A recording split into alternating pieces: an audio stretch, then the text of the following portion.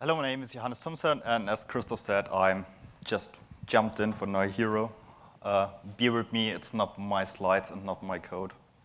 So It's not your fault. It's not my fault, exactly. So most of the outline we already heard from Matthias in the talks before, but I want to go into in the normal POSIX land file system support we have in Linux for some block devices, which currently is F2FS, and then our ongoing work with btrfs. I think we heard of some block devices enough today to just quickly skip over these slides. Coming back to this API diagram, we're now with the raw, away from the raw block device or ZoneFS, kind of very rough access to the raw block device, into normal, well-defined POSIX behavior with F2FS and btrfs. The work started out with F2FS in its log structured mode. I'm not sure when it was merged, the patches were merged, but it's, I think, been at least 2 years.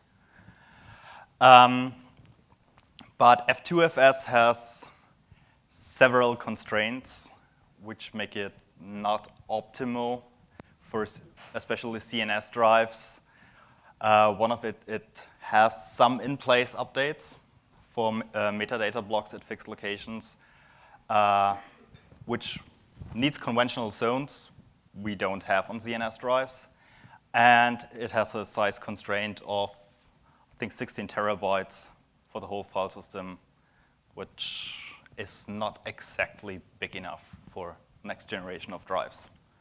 So there was, people looked into btrfs, because btrfs is not yet zone aware, and it had some places where work was needed, but as btrfs is a pure copy on, or mostly pure copy on write file system, it had some in-place updates for the superblock. It was relatively easy to align btrfs. So one thing that had to be has to be changed is the superblock, or the superblocks which are at fixed locations on the disk, and these don't get updated via copy and write. So Naohiro had to spend some time there.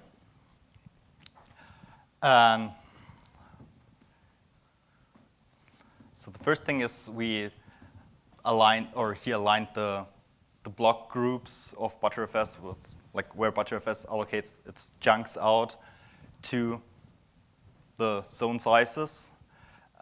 So we could even support RAID levels and have RAID on zone block devices. And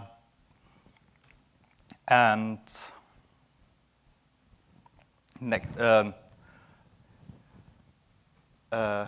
then the block write-back needed to be adopted as well to just write sequentially inside a block group, which is aligned to a zone now. So the block write-back was a traditional btrfs block write-back inside a zone is still a random write, because we reclaim space whenever possible. That had to be updated, so all writes have to be aligned to a write pointer.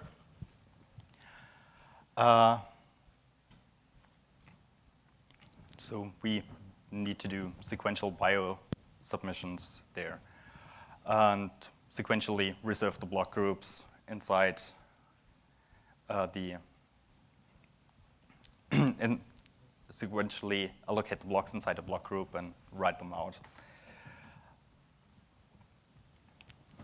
So here's how the whole data path is. You normally do a delayed allocation of your extent.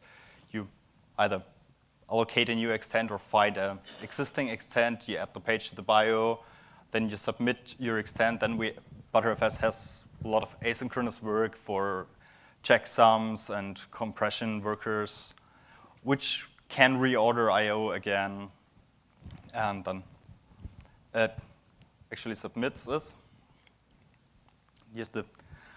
In the change code path, we got rid of all the asynchronous checksumming, so we do all the checksumming and compression synchronous. So we have a nearly ideal I/O path for zone block devices. But we still need to have a per block group mutex, so there cannot be any random submissions inside a per block group, which is good enough for rotating storage, but for CNS drives, yeah, not so much. Then the other possibility would be, as Matthias said, zone append. So we could get rid of the locking inside the block groups and just use zone append as a part of the chunk allocator inside the file system. We don't need to care about ordering of I/O. The disk does all the ordering for us, and we just update the metadata later on, as it's all copyright written. So it's a leaner and cleaner solution that way. Same goes for metadata I/O. It's basically just after data gets written, the metadata gets written, and there needs to be the updates with the lock or without the lock, depending on which I/O path you take, the normal write path or the zone append path. Then the last thing that stood in place was the superblock update, because, as I said, superblocks are on the fixed location inside btrfs. So he rewrote the superblock to a rolling superblock scheme, like a block-structured superblock, use 2 zones. And the latest superblock, or the latest superblock generation, is always at the right pointer. So we just have to look at the right pointer of the zone and know where our latest superblock generation is. And we need the second superblock to roll over, have like a ring buffer of superblocks there. Did some performance evaluations, with the patches posted to the btrfs mailing list. And for this performance evaluation, we used the same disk with 2 different types of firmware, one being the normal SAS firmware, and one being the CBC firmware, just to rule out any differences on the medium. It has 22,000 zones, each 256 megabytes, and 1% of conventional zones. Different tests he did was data workload with FIO, data-heavy workloads, just normal 100% write, 100% read, and the mixed read-write jobs, and different file sizes, and an fsync-heavy workload using dbench. So for FIO, the read is 4 megabyte random reads. There's no real difference between the regular and the code path and the zoned code path. For writes, it's the same. The seek times is mostly hidden by the write cache of the drive itself. And even for a mix of 70% read and 30% write, it's all within, all the difference are more or less within noise. So there's stable throughput, and with the bigger file sizes, they're slower because they're placed on the inside of the spindle. So that's all usual. For the F-Sync heavy workloads with dbench, there is a difference in throughput, but it's only slightly slower.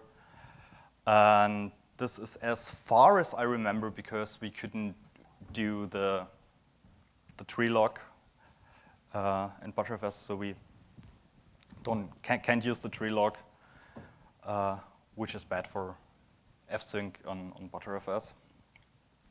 So that's the work we already have, and it's posted to the mailing. I think it was in version 3. But as we were relatively slow getting the patches merged and reviewed, Zoned Append came, and we started looking into how we could use Zoned Append and rewrite the chunk allocator using Zoned Append, which is good for CNS drives, but didn't work for SCSI drives because there's no Zoned Append in SCSI. That's where I have been looking into. That's the area I've been looking into, and I emulated the Zoned Append in the Linux SCSI driver in sd.c. It's just some lines of code. It's really trivial. So we can go forward with the Zoned Append code and just ditch the old path with the additional locking, go for Zoned Append. Yeah. That's it. Questions?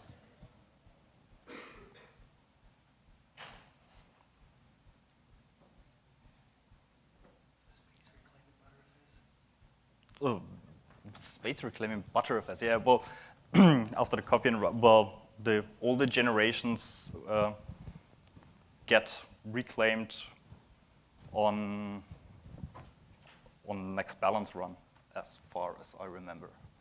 So once we balance the file system, we can reclaim old space.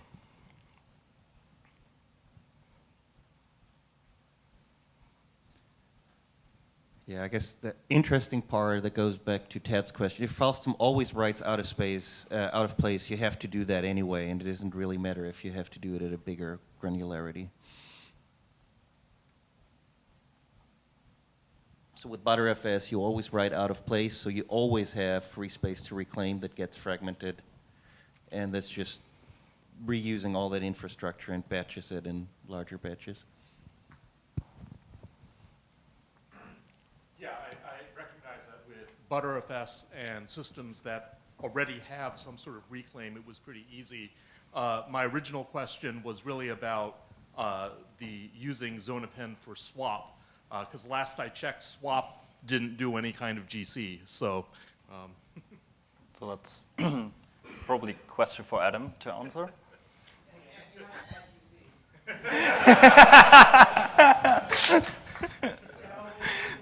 It was too obvious.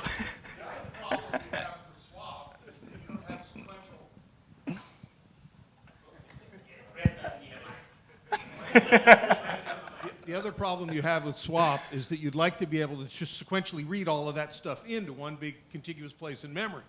But if you've appended it when you wrote it, it can all be out of order all over the place because it got put wherever it got put by the device. So, yeah, I don't... They're all scatter-gather capable. But that still doesn't mean that the LBAs got placed in the right order. And you can end up having these things put in the wrong place in memory when you swap them back in. Finally, a use case for your friend, the bit bucket SGL.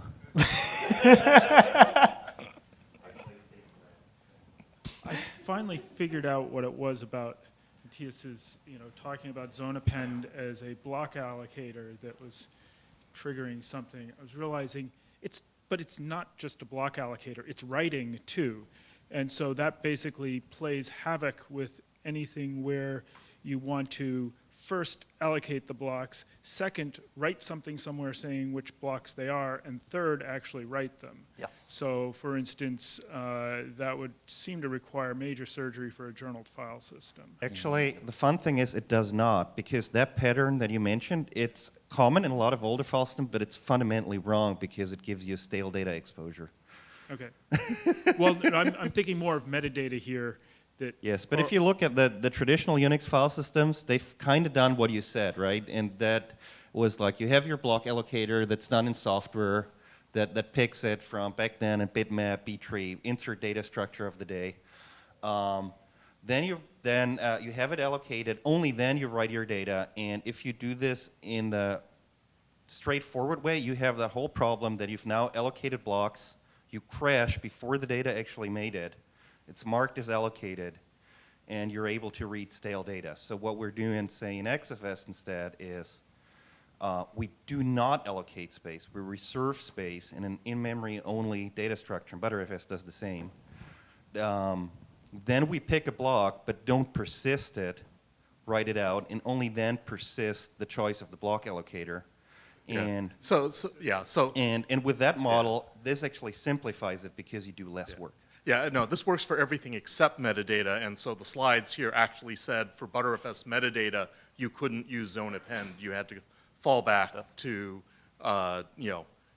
writing, figuring it out and writing. So it does work for data blocks, but sooner or later, it can't be turtles all the way down. It kind of depends on how you do your metadata, right? If you think of a textbook LSM structure, that is always log structured anyway. You just write it there. You have your summary block, something like a super block in a file system that you always write out at the end of a transaction or transaction batch.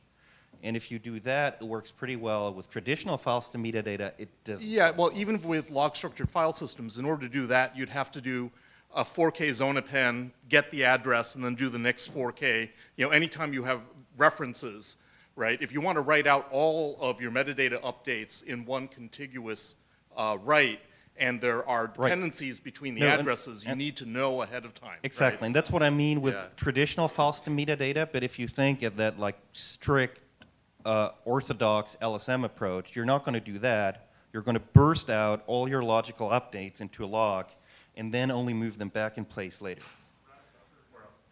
But yeah.